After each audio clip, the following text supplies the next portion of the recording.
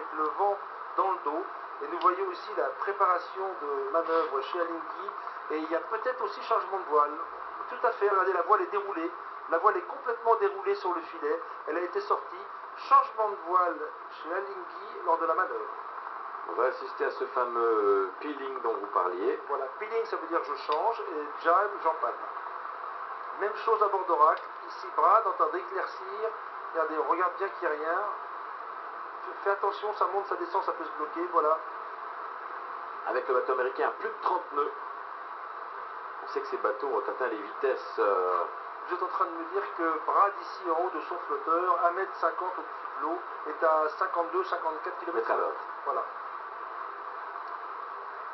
Et on travaille sans filet, hein. Il n'y a pas de filet, il y a un petit filet autour de la, Tout petit, juste de la coque centrale d'Oracle, mais pas entre les flotteurs. Regarde, on joue souvent aux équilibristes sur le bateau. Exactement, regardez comme cet équilibriste, au-dessus de sa tête, la voile est plate. Voici Matthew Mason qui va l'aider à droite, à dégager la voile. Mais voyez comme ce petit génois est plat. Pourtant sur les bateaux vent de travers, ces 24-25 nœuds de vitesse que nous voyons à l'écran sont surtout créés par la vitesse du bateau. Le vent est créé par la vitesse du bateau. Il y a 8 nœuds de vent et les bateaux vont à 24 nœuds. Les 2/3 de la vitesse du vent sont créés par la vitesse du bateau.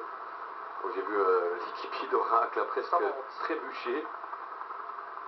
Ça monte. Alors, on monte le code 0. Il est enroulé sur un emmagasineur. On le monte. Il ne faut pas que ça s'accroche. Il ne faut pas cogner l'aile. La partie en Kevlar que vous voyez à droite, presque jaune de l'aile, ce n'est qu'un petit carénage. Très fragile. Si vous tapez dedans, ça passe au travers. Il ne faut pas que ça touche. Voilà le travail en ce moment de Brad Webb et Matthew Mason de Neo-Z.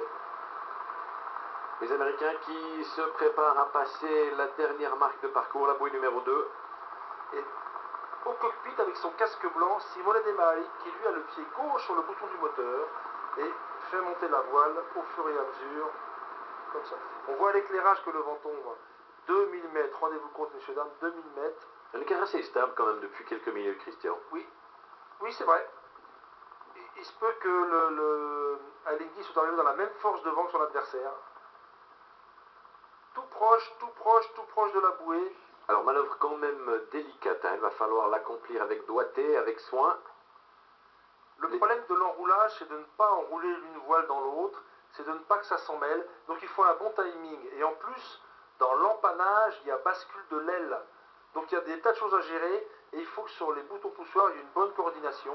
Mais j'ai vu des tas de tableaux très éclairés avec des flèches sur les deux bateaux. C'est parti chez le bateau américain. Regardez tout au bout du dehors.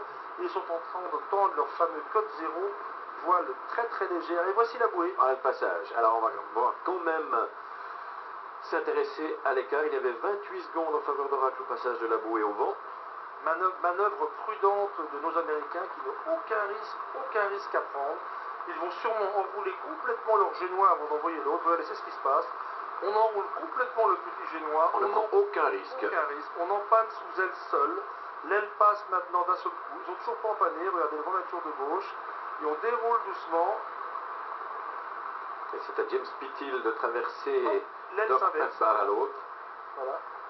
Il a déjà traversé, il a déjà l'autre côté, regardez-le. Hop. Voici ce grand code 0 américain. Le bateau est tribord à mur, vent qui vient de droite. Jolie démonstration. Droit sur la ligne. Jolie démonstration du bateau américain qui a alors quelle fluidité avec cette aile. Dans son horizon, une coupe de l'Amérique pour la ramener aux États-Unis. Ça fait 15 ans que les Américains n'étaient plus détenteurs de la Coupe de l'Amérique. Enfin, ce n'est pas terminé, hein. Il reste encore ce bord à disputer. Et puis, attention, il y aura quand même du travail pour le comité de course, voire le jury pour traiter de la réclamation exprimée par Alinghi. Vous avez raison, François. Ce pavillon rouge est une réclamation contre le comité et va être jugé par le jury. Quelles sont les options? On rentre un tout petit peu dans cette spéculation. Quels sont les cas de figure qui peuvent se présenter? On n'a pas toutes les informations, hein, Christian, là où nous sommes.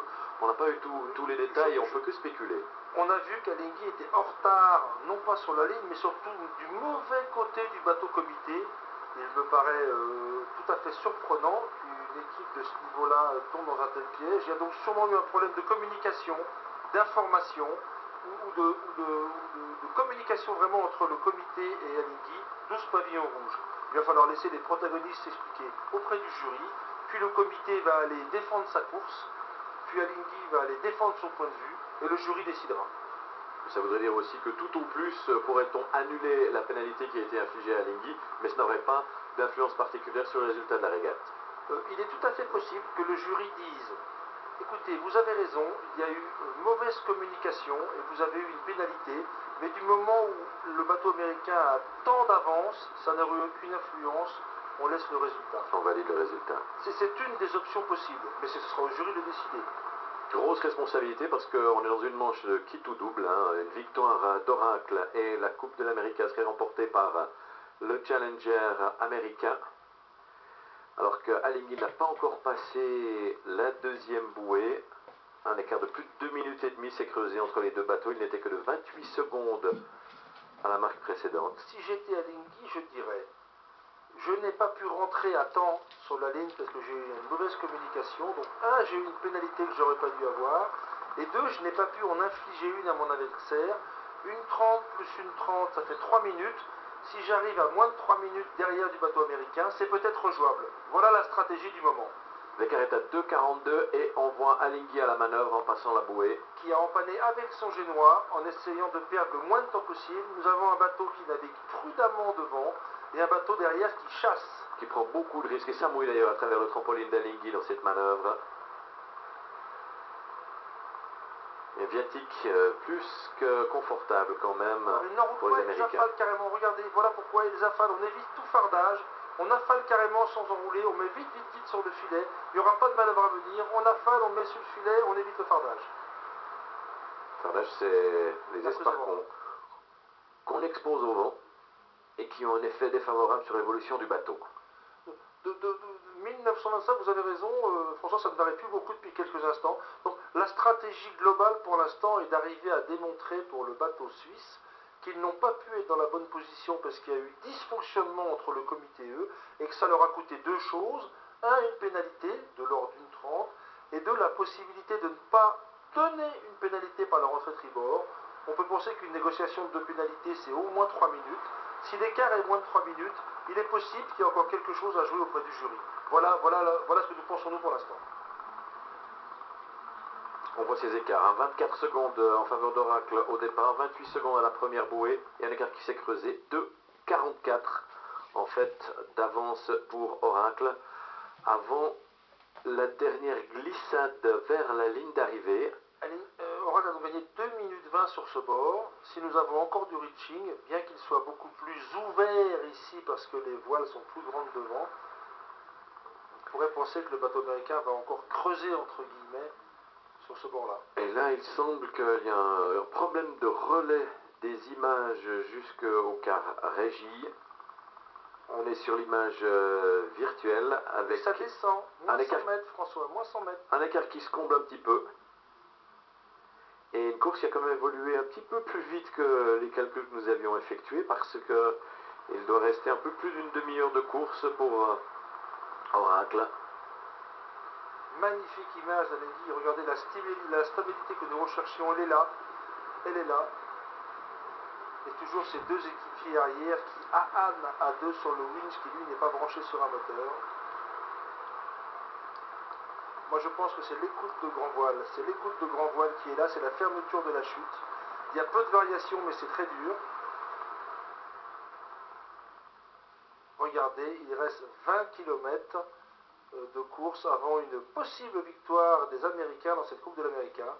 Et il y a une distance entre les deux bateaux qui est constante, qui bouge plus beaucoup, 1900 mètres par ici. Autour de 1900 mètres, ça fait beaucoup, regardez comme la flèche s'agrandit, ça fait beaucoup entre les deux bateaux. Et des trajectoires qui sont rondes et qui s'arrondissent au fur et à mesure des risées des forces de vent et des molles. Quand il y a du vent, on peut descendre et abattre, toujours avec la coque en l'air, et quand il n'y a pas de vent, on est obligé de monter un peu pour lever la coque.